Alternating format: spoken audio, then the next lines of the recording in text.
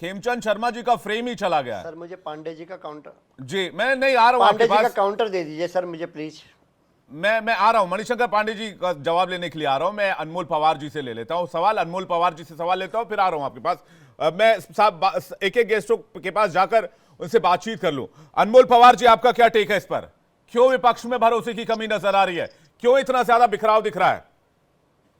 विवेक जी, मुझे लगता है विपक्ष में भरोसे की कमी नहीं है। जी भरोसे की कमी भारतीय जनता पार्टी में है और मोदी जी में है। क्योंकि देश इस बात को जानता है कि 2014 में उन्होंने किसानों के एमएसपी देने का वादा किया था, लेकिन आज तक वो नहीं दे पाए। 2016 की बरेली की रैली में उन्होंने वादा किया था कि वो किसानों की आय दुगनी करेंगे, वो आज तक नहीं हुई। उन्होंने युवाओं से वादा किया था कि वो 2 करोड़ रोजगार देंगे, लेकिन आज वो उन्हें ये सजेशन देते हैं कि आप पकोड़ा तलना शुरू कर दीजिए, वो बेहतर रोजगार है। उन्होंने ये भरोसा दिया था देश की जनता को कि 2022 तक सभी लोगों के पास अपना पक्का मकान होगा, उस पे वो कुछ नहीं कर पाए। महिला सुरक्षा की जो पार्टी बात किया करती थी, ठीक है, उसके विधायक, उसके जी। सांसद बलात्कार के आरोप में जेल में बंद हैं। रामदुलार गौर, कुलदीप सेंगर, दोनों के ऊपर आजीवन कारावास की सजा दी है कोर्ट ने। अनमोल और पवार जी, इनके मुद्दा आपके मुद्दे, आप एज अ विपक्ष ठीक बात आप कह रहे होंगे, आपके जो आप जो एलिगेशन देखिए, आज की सरकार पर लगाना चाहते हैं, नहीं, मेरा सवाल ये नहीं है। आपने जो बातें कही वो आपकी जगह ठीक हो सकती है, आपके एज अ पार्टी ठीक हो सकती है, लेकिन मेरा सवाल ये है कि अगर इतनी बुराई इस तरफ है तो उधर के नेता इधर क्यों आ रहे हैं?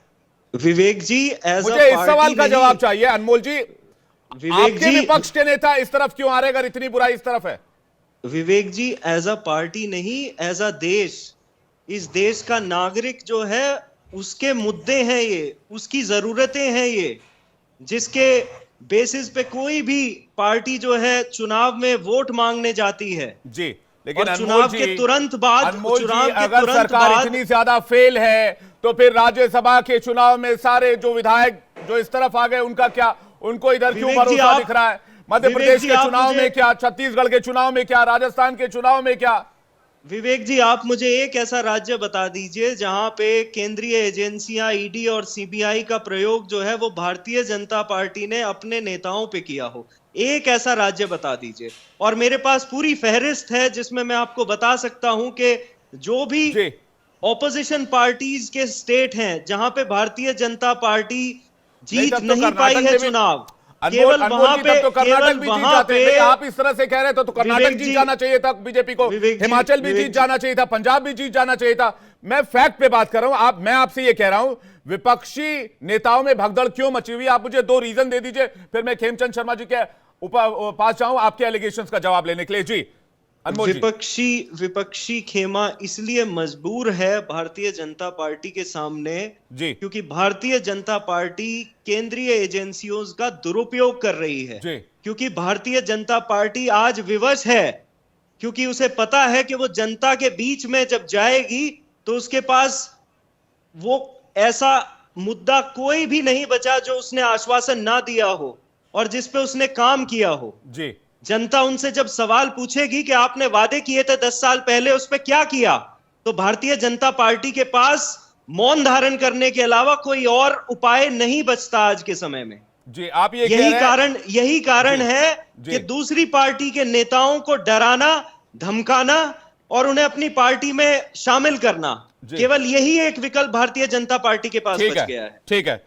खेमचंद शर्मा जी हमारे साथ जुड़े हुए हैं क्या? खेमचंद शर्मा जी, खेमचंद शर्मा जी के आज कनेक्शन में बड़ी दिक्कत आ रही है, मुझे बड़े अफसोस के साथ कहना पड़ रहा है। मैं खेमचंद शर्मा जी से 2-3 बार कोशिश कर चुका हूं लेकिन बातचीत नहीं हो पा रही है। मैं 1 सेकंड में आ रहा हूं, सौरभ जी मैं आ रहा हूं आपके पास।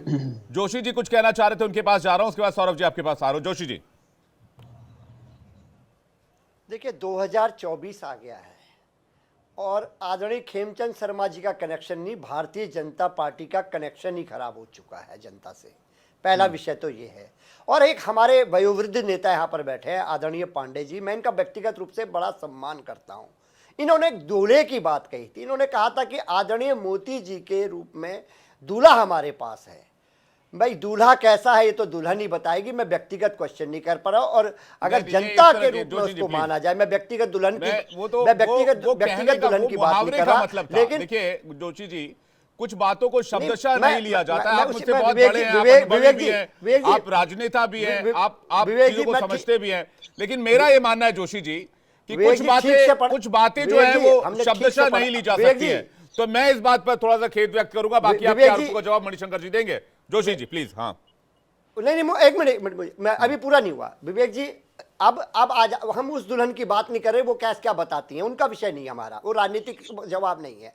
मैं आपको पूछना चाहता हूं, जो जनता है किस किस के वादे करे थे, और वो जो दुल्हन है वो क्या कह रही है। युवाओं को बात कही थी, युवाओं की बात हुई थी 2 करोड़ नौकरी की, 20 करोड़ की नौकरी में। उत्तर प्रदेश में लट खा रहे हैं, परीक्षा लीक हो रही है, धरने पर बैठे हैं और पीटा जा रहा है। 109 की महिलाएं धरने में बैठी हैं, पीटी जा रही है। ये युवाओं को नौकरी की बात इन्होंने कही थी, और आए थे महिलाओं से वादा करके, बेटी बचाओ बेटी पढ़ाओ। आज इनकी कॉन्स्टिट्यूंसी में क्या हो रहा है, माननीय प्रधानमंत्री जी के यहां भी फेल हो गए। वो प्रधानमंत्री की कॉन्स्टिट्यूंसी में रेप हो रहा है, रेप करने वाले कोई बाहर के व्यक्ति नहीं, भारतीय जनता पार्टी के कार्यकर्ता होते हैं। मणिपुर में क्या हुआ, देश ने देखने का काम करा, देश को शर्मसार होना पड़ा डबल इंजन की सरकार में। प्रधानमंत्री के घर के 5 किलोमीटर पे महिलाओं के साथ क्या हुआ, ये महिलाओं की हालत है। क्या वादा आपने करा था, आपने कहा बहुत हुई महंगाई की मार, महंगाई का आलम क्या है। आप सभी मोर्चे पे सभी बातें जो आपने कही, पहले आपने वादा कहा, वादे के बाद जुमला कहा,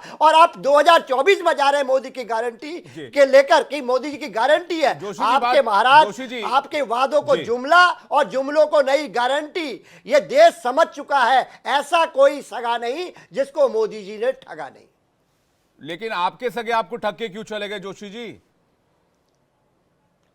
मैं तो बता रहा हूं ना, आप सीबीआई इनकम टैक्स हटा दीजिए, डर हटा दीजिए, खौफ हटा दीजिए, लालच हटा दीजिए, पता चल जाएगा। कराना कर्नाटक में क्या हुआ, कर्नाटक का भी उदाहरण बता दीजिए। विवेक जी बहुत सीनियर पत्रकार है आप।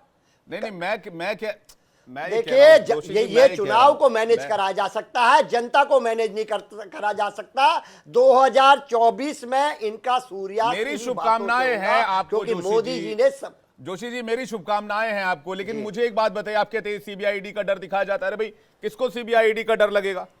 जिसने घपला किया हो, घोटाला किया होगा, किसी तरह का कुछ कमी होगी, किसी तरह कोई दिक्कत होगी, किसी तरह कागजात में इशू होगा,